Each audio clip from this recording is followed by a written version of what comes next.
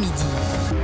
Romain Desarbres. 12h48, on connaît les patrimoines des 12 candidats à la présidentielle. Ça va de 9 700 000 euros pour Valérie Pécresse et son mari à 122 000 euros pour Philippe Poutou.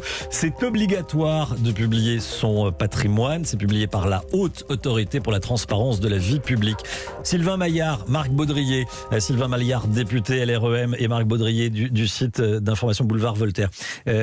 Qu'est-ce que vous en dites? Est-ce qu'on va vers trop de transparence? C'est bien de passer au scanner le patrimoine des hommes politiques? C'est la loi. Bon.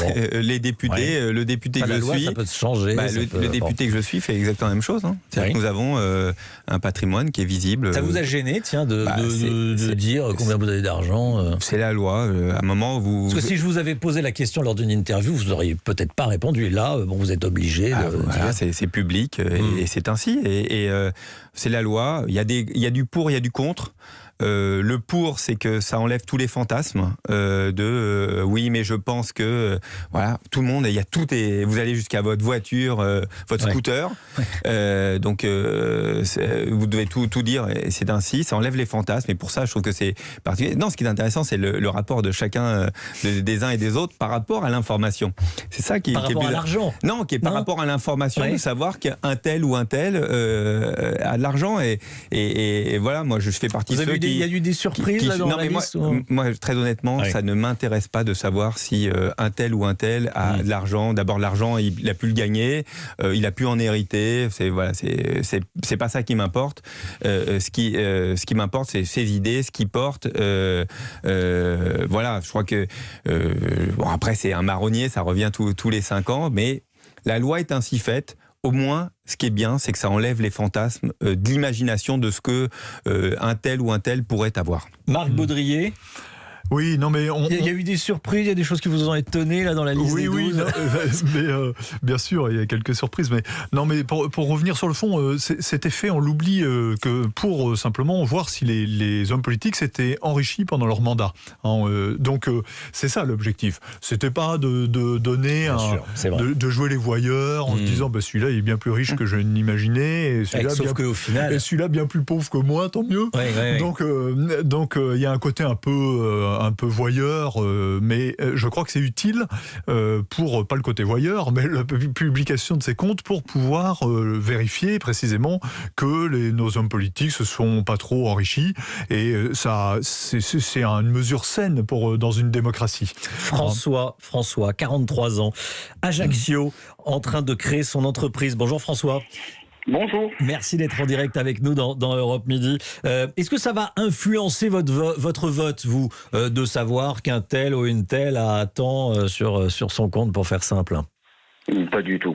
Pas du tout. Oui. À partir du moment où ils ont leur patrimoine de manière, je dirais, totalement légale, je ne vois pas du tout ce que ça peut influencer sur mon vote. Ils l'ont gagné, tant mieux pour eux. Tant mieux pour eux. Qu'est-ce que vous retenez de cette liste et de cette déclaration, de ces déclarations?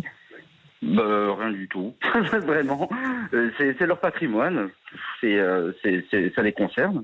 Moi, ça n'a plus. Enfin, je vais pas prêter attention à ça. Non, franchement, c'est pas une information qui m'intéresse. Ça n'influence pas votre vote. La question. Merci beaucoup, François, d'avoir témoigné. On va entendre Vincent dans un instant, étudiant à Bordeaux, qui nous a appelé également.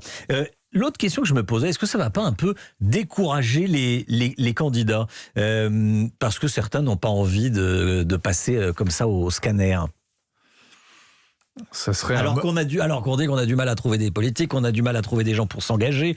On n'a pas de mal à trouver des candidats à la présidentielle, ça non. Mais des maires, peut-être des députés aussi, Marc. Ça serait un mauvais résultat, mais c'est vrai que ça peut certainement décourager, surtout parmi les plus riches, quoi. C'est vrai que les gens qui ont un très gros patrimoine, c'est très mal porté en France, contrairement aux États-Unis. Aux États-Unis, on n'en a pas fini avec ça, ce rapport compliqué à l'argent? Je ne crois pas du tout. Alors là, pas du tout. Je ne pense pas du tout. Je pense qu'en France, France, et on va voir comment réagit la presse de gauche, notamment au patrimoine de Valérie Pécresse, mais je suis pas sûr que ça ne provoque pas des réactions à gauche de l'échiquier politique, à l'extrême gauche. Pourtant, ça a été gagné, honnêtement. Son mari a des hautes fonctions chez General Electric, il est polytechnicien, elle est dans la politique également, elle a fait HEC, des grandes études. Mais en France, il y a quand même dans la pensée, une certaine pensée française, l'idée que les gens riches ont un peu volé leur argent. Donc, Vincent, vous nous avez appelé, vous êtes en direct avec nous. Évidemment à tort. Évidemment à tort. Vincent, étudiant à Bordeaux, qu'est-ce que vous en dites, vous ? Est-ce que ça influence votre vote ? De mon point de vue, oui.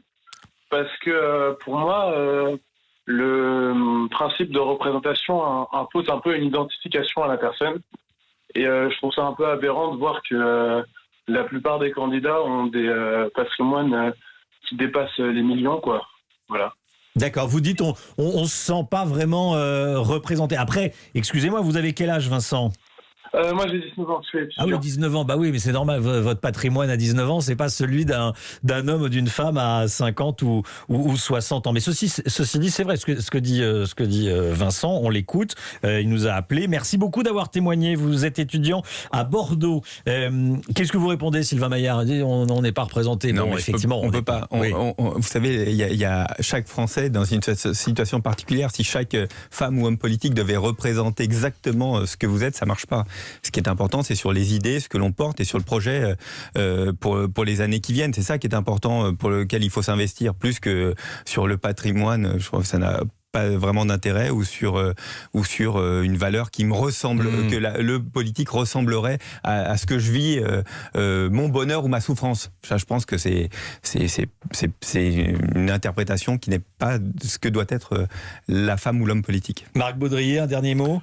Oui, non, mais c'est vrai que les Français réagissent avec leur attachement à l'égalité. Ouais. Bon, les Français, l'égalité, c'est... Et alors, ils oublient un peu que l'égalité dans nos statuts, c'est l'égalité en droit. Oui. C'est pas l'égalité en fait, ni en patrimoine. Les gens sont différents, ils sont tous différents, heureusement, c'est une chance.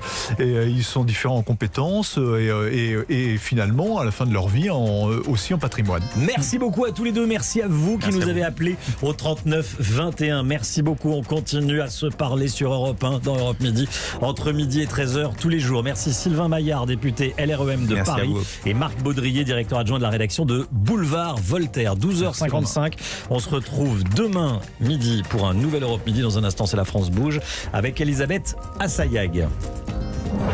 Europe Midi, Romain Desarbres.